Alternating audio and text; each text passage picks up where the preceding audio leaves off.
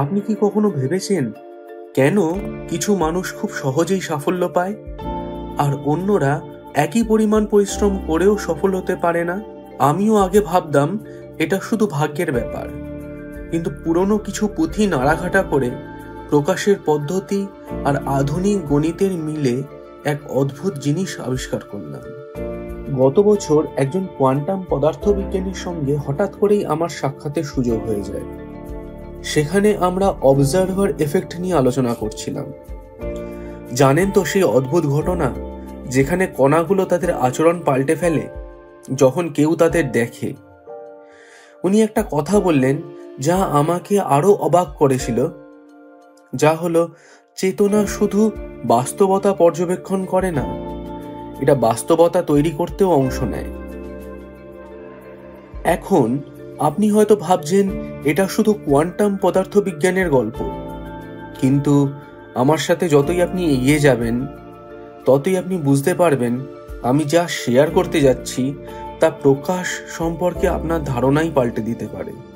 দেখুন, প্রকাশ বা উৎস শুধু ইতিবাচক চিন্তা বা ভিশন বোর্ড নিয়ে নয়, এর পেছনে একটা গাণিতিক প্যাটার্নও কাজ করে।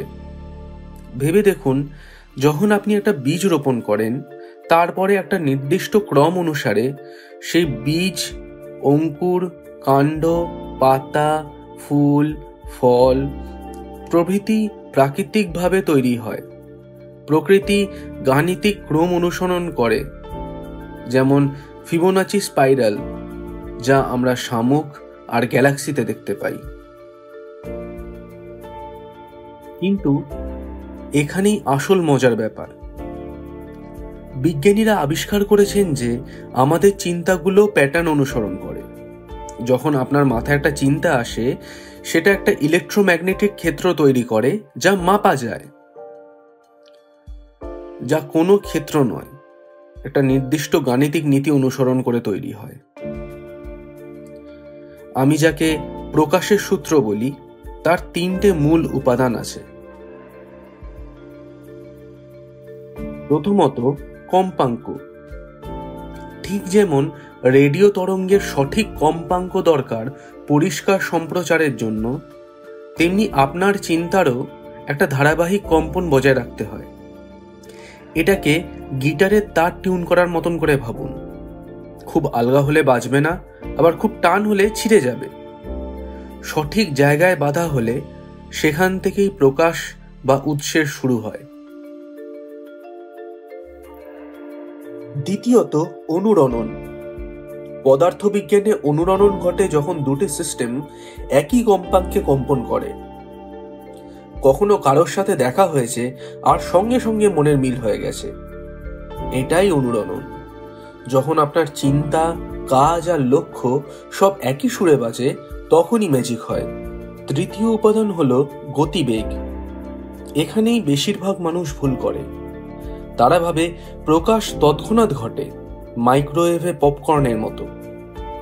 কিন্তু এটা আসলে যাকে গণিতবিদরা এক্সপোনেনশিয়াল গ্রোথ বলে, সেই পদ্ধতি অনুসরণ করে হয়। পাটিগণিতে চক্রবৃদ্ধি সুদের সমস্যাগুলি মনে আছে তো? প্রকাশও ঠিক তেমন ভাবেই কাজ করে। কিন্তু একটা ব্যাপার আছে যেটা আমি একটু ব্যাকা পথে শিখেছি। ঠিক যেন কোনো গাণিতিক সূত্রে একটা ভেরিয়েবল ভুল হলে সমীকরণটি পুরোপুরি ভেঙে যায়। নেগেটিভ ইনপুট দিয়ে পজিটিভ রেজাল্ট আশা করা যায় না, তাই না? এটা ভুল সংখ্যা ব্যবহার করে সমীকরণ সমাধান করার চেষ্টার মতো। এবার একটা ব্যক্তিগত গল্প শেয়ার করি। বছরের পর বছর ধরে আমি আমার কেরিয়ারে সফল হওয়ার জন্য অনেক চেষ্টা করেছিলাম। আমি মনে করতাম যেটা সঠিক সূত্র, যেমন vision board check, positive affirmation double check, কিন্তু কিছু একটা মিসিং ছিল। যতক্ষণ না আমি এর পেছনের গণিত বুঝতে পেরেছি, ততক্ষণ কিছুই আমি করে উঠতে পারিনি। পরে আমি বুঝেছিলাম যে আমি ক্রমটা না বুঝেই ফলাফলের দিকে ফোকাস করছিলাম। গণিতে আমরা একে বলি প্রমাণ না বুঝে সমাধানের দিকে ফোকাস করা। ক্রমের প্রতিটা ধাপ গুরুত্বপূর্ণ, ছোট থেকে ছোট প্রতিটা কাজ একটা তরঙ্গ প্রভাব তৈরি করে, কার্যকারণের নির্দিষ্ট গাণিতিক নিয়ম অনুসরণ করে। এবার ভাবুন, আপনার স্বপ্নের জীবনের গাণিতিক প্যাটার্ন যদি লিখতে হয়, তাহলে সমীকরণটা কেমন দেখাবে? যে ভেরিয়েবলগুলো লাগবে সেগুলো কি একই থাকবে? এটা শুধু রূপক চিন্তা নয়, এটা বিশ্বজনীন নীতির প্র্যাকটিক্যাল প্রয়োগ। প্রাচীন হারমেটিক টেক্সটে বলা আছে, যেমন উপরে তেমন নিচে, অ্যাজ অ্যাবভ সো বিলো। গাণিতিক ভাষায় আমরা একে ফ্র্যাক্টাল প্যাটার্ন বলবো।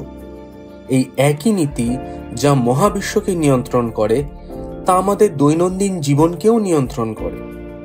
তাহলে প্রকাশের একটা সূত্র আছে কি? হ্যাঁ, কিন্তু এটা 2 2 4 মতন সহজ নয়। এটা ইন্টিগ্রেশন আর ডিফারেন্সিয়েশনের মতন ক্যালকুলাসের ধারাবাহিক প্রক্রিয়া।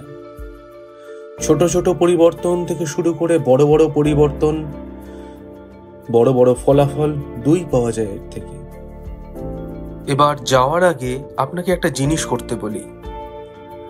প্রথমেই আপনার সবচেয়ে বড় লক্ষ্যটার কথা ভাবুন এবং শুধু শেষ ফলাফলটা কল্পনা না করে কিভাবে সেখানে পৌঁছাতে হবে তার গাণিতিক ক্রমটা দেখার চেষ্টা করুন।